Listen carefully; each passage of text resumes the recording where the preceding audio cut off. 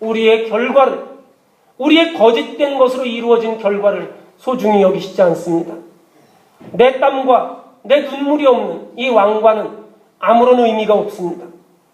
우리가 살면서 내 가족들과 자녀들과 대화를 나누고 또 우리의 직장에서 열심으로 일을 하고 교회에서 예수님의 말씀을 따라서 헌신하는 그러한 시간들, 그 작은 십자가의 과정이 우리에게 소중한 것이지, 그것이 참된 인생을 살아가는 것이지, 돈이나 왕관이나 이러한 것들이 우리 인생의 전부가 아니라는 겁니다.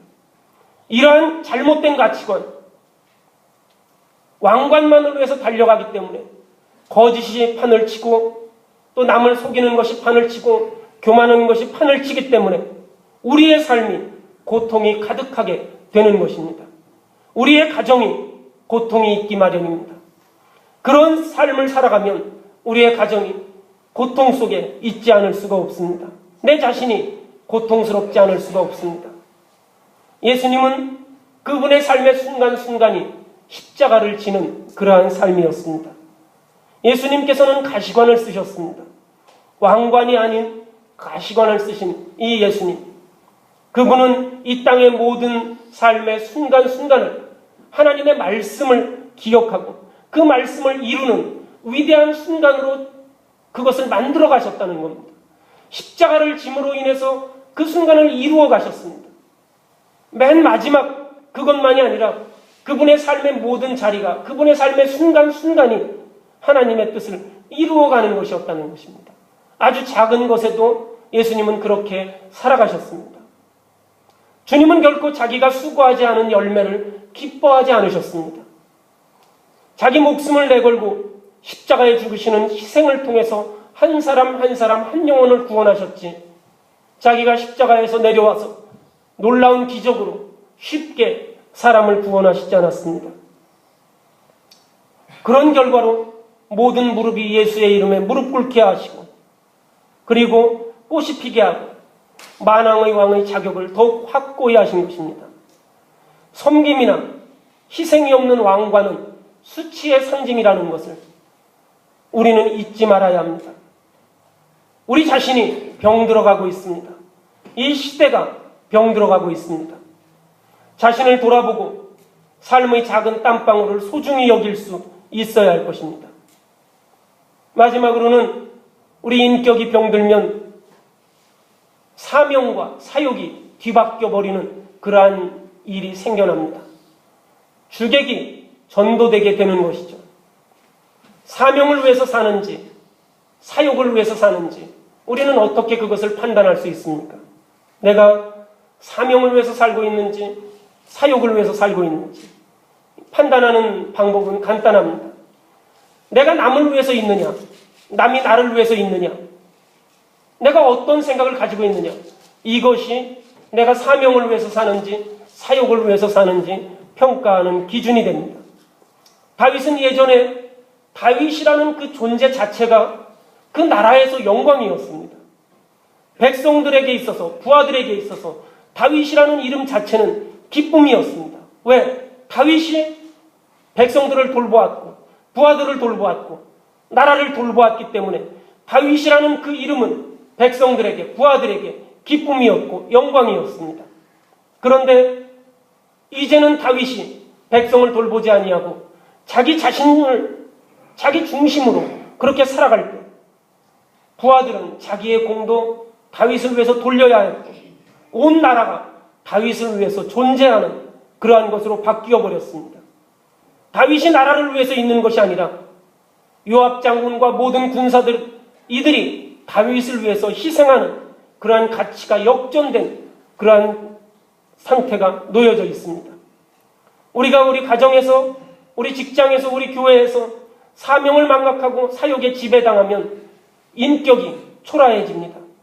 자기에게 하나님이 주신 사명이 있는데 이것을 우리가 잊어버리고 그것을 추구하는 인생. 내가 직장에 다니면서 이 사람들을 위해서 내가 있다고 생각하는 것이 아니라 이 사람들이 나를 위해서 있다고 생각한다면, 여러분들이 가정에서 내 남편이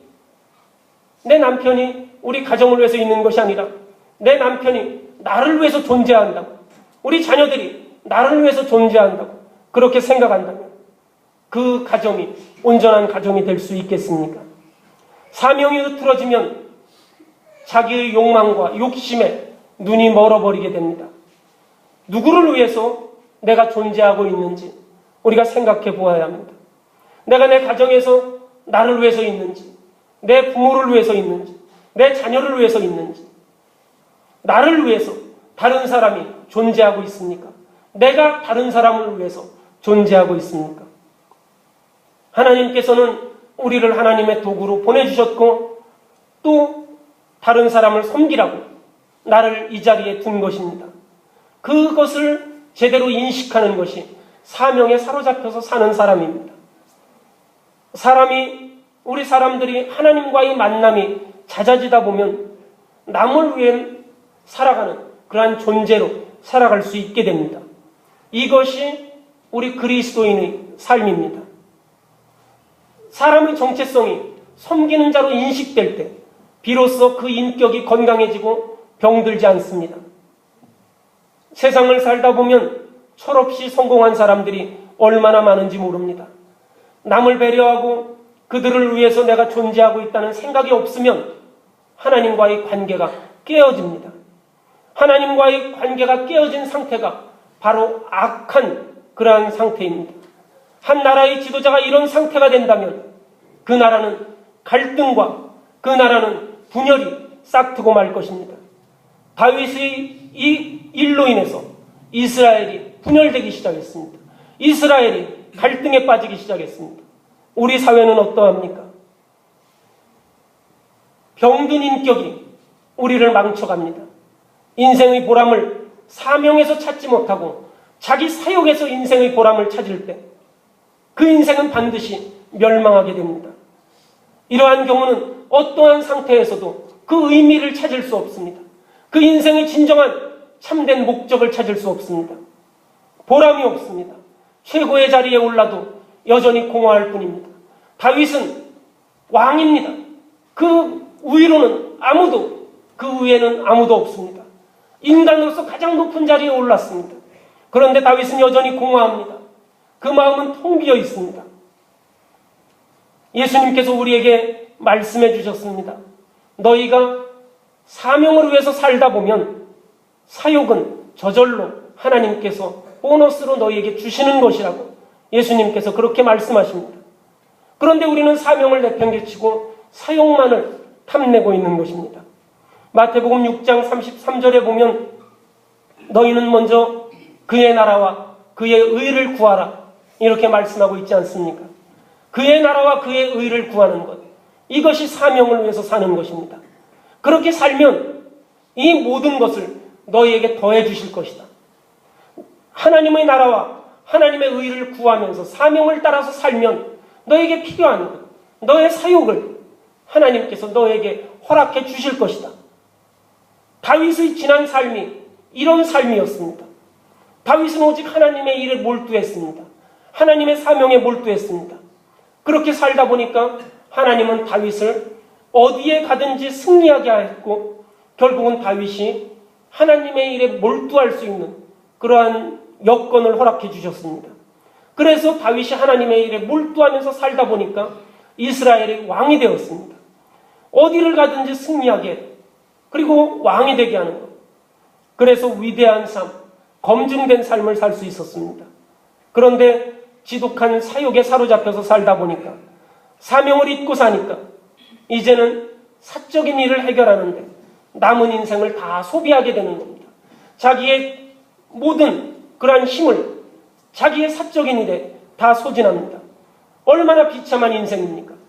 밧세바를 차지하기 위해서 우리아를 전쟁터에 내보내는데 대장군 요압을 속이고 우리아를 전선의 앞에 내보냅니다.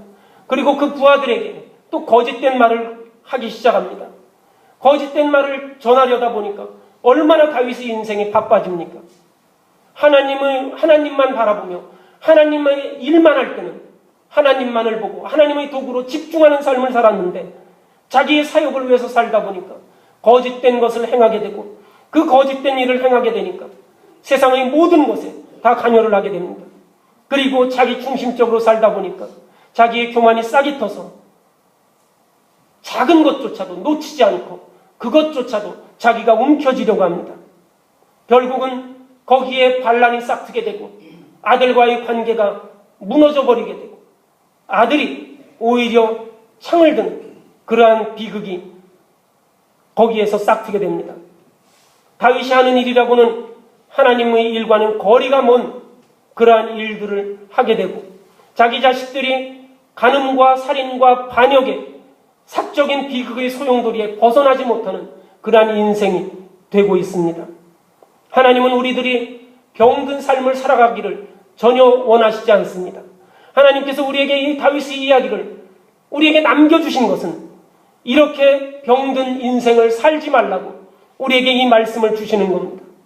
하나님은 성경의 다윗을 통해서 우리 안에 우리 인격 속에 들어와 있는 병균들을 우리 스스로 다시금 되돌아보고 그것을 물리치기를 하나님은 원하십니다. 내가 병든 가치관을 다시금 이것을 치료하기를 원하십니다. 지독한 자기중심적인 것, 과정을 비웃고 결과만 집착하는 이 썩어 빠진 그런 왕관을 탐내는 것, 모든 사명을 상실하고 사용만 추구하는 의미 없는 그런 인생의 늪에서 우리가 헤어나오기를 하나님께서는 원하십니다. 모든 병든 인격을 치유받고